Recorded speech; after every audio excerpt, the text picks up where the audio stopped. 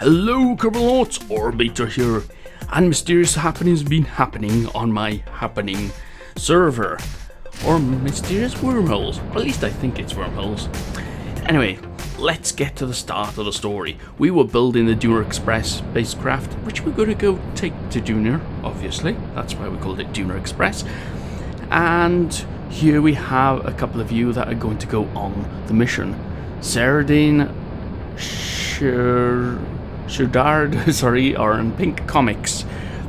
Some of the names that were entered into the YouTube comments to add to the Duna Express mission. So I thought, okay, let's get them up there. This is the first of the two sets of crew modules which we're going to send up there. Not only are they there for adding the crew to the spacecraft, they're also there for returning the Kerbal safely to Kerbin, because they have a multiple escape pod system on them as well, where you can see you've got two hitchhiker pods there, but sandwiched between them we have parachutes and heat shields. Therefore they're easy to return. Oh sorry, there's only one heat shield, but they also separate and they can deploy parachutes separately, so they both return safely. Anyway, that aside, we're now in orbit, using the help of MechJeb, because I said in the beginning of the Kerbal Space Program server that we will use MechJeb to make things a little easier, because I've been finding that although you're playing the game as normal and you're only sending data back and forth to a server to update the universe file, or persistence file as they call it, I've been having a lot of lag on the server. And I'm not sure if it's more lag than usual, but even my the Mining the Man and More series have been suffering from lag. And I think that's due to updating from version 1.0.2 to 1.0.5. So that aside, here we are at the Duna Express. We're going to do a docking autopilot. We do come into troubles by here though, which we'll show you in a moment as we get a little closer. But perhaps I can talk a bit about what we're going to be doing on the server. Well, I did send invites to 3 people who could join the server. I sent them instructions how to download these files that you need, the mods that you require for the server, and I've only had one reply, so one extra person on the server, yay! And Kerbal, his name is. I may show some of his builds in the future. At the moment, he's experimenting. He's still having trouble with the game, and as we all do when we first start the game, it's not an easy game. You know, it took me a lot of time before I got to this stage. Right, before we continue about talking about adding people to the server, let's get on with this docking. Okay, so watch this now. I found this very impressive, but more likely lucky. I was trying to change the angle quickly so it wouldn't hit the tanks, and look at that, it didn't hit the tanks. And that's because we'd done a whole 90 degrees and it missed the tank narrowly. Anyway, we undocked the lander so we can decouple this. Okay, because we don't need it. Redock the 2 spacecraft. And we'll switch to the rocket while that docks in the background. Awesome tool, MechJeb. Even works as long as you're in loading distance of the game. MechJeb will carry on doing what he told it to do last. And then we can deorbit this. Awesome! Okay, so we have 1 crew pods connected. And we are suffering a bit with heat. You can see the thermal panels. So we'll have to do something about that. Okay, next thing, we're going to launch another crew pod, and damn it. You know, we're suffering from wobbling rockets, so the Kraken strikes again. Yep, but not one to give up, we launch again. This time with improved struts, yes. Any problems with wobbly rockets? Struts are your friend. Okay, so we're coming in for docking for this one.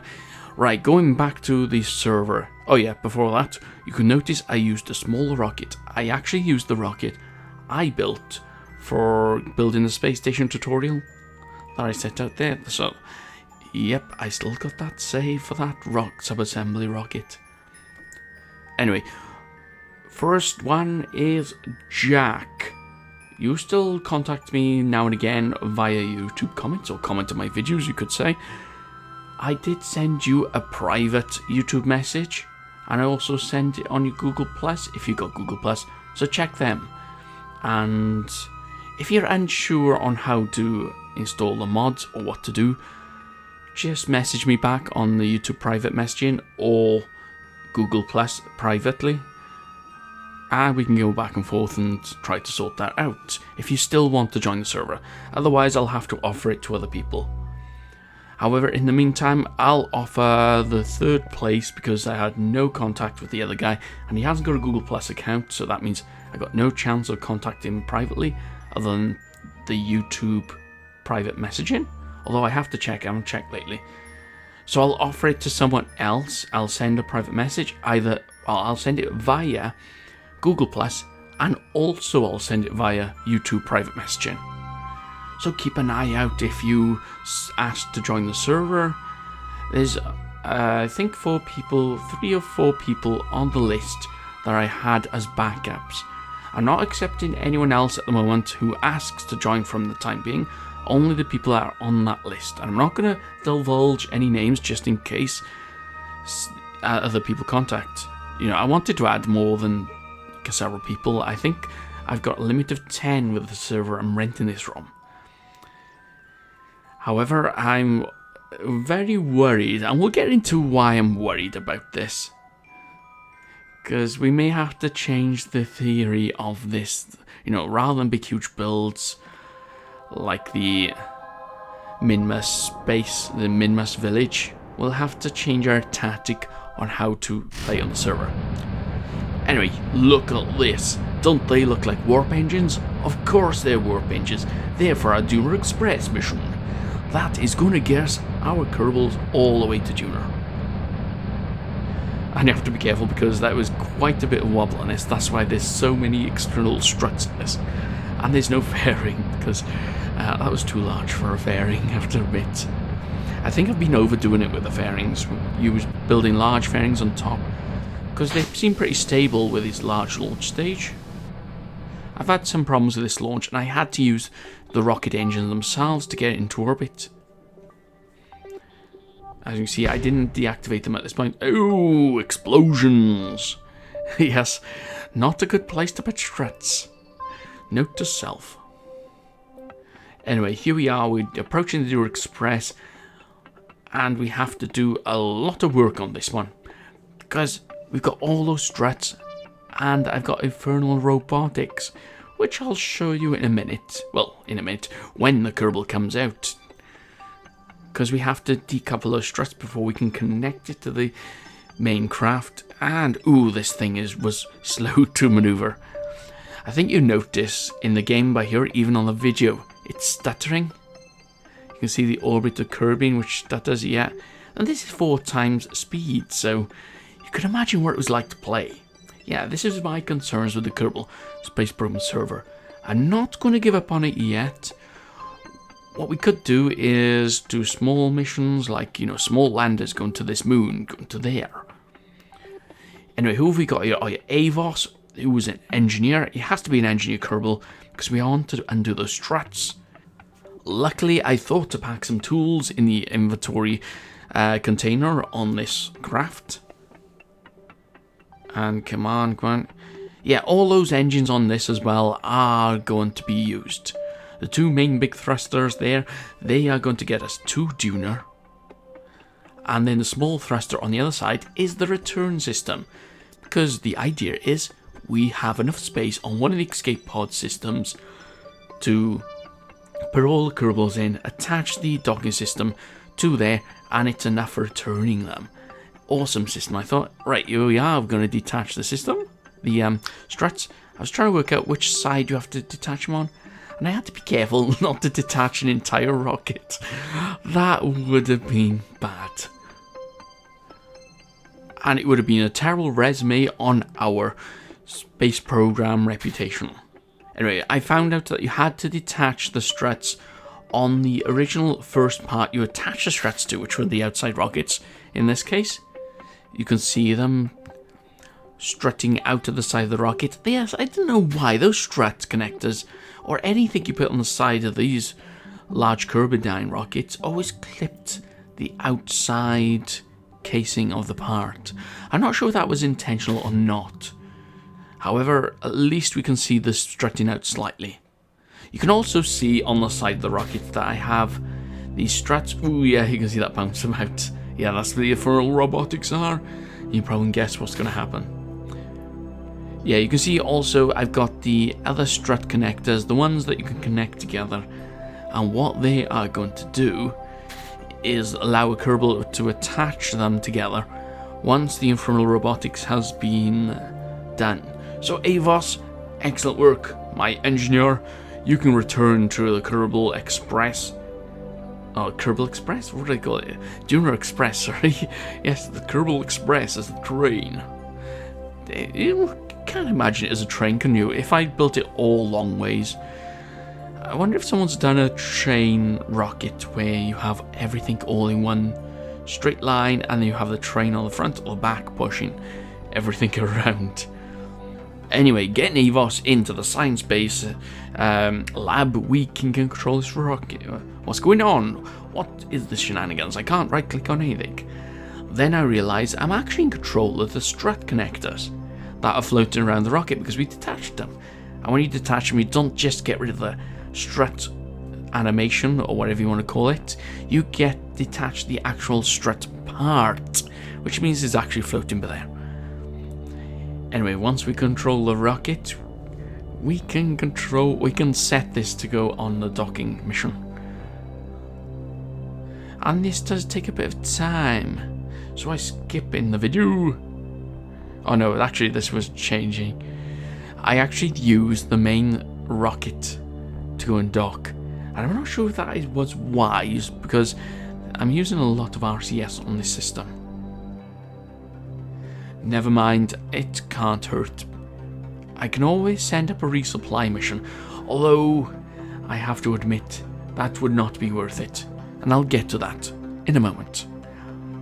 First we have to dock this, and I have to show the amazing gizmos that I have attached to these systems.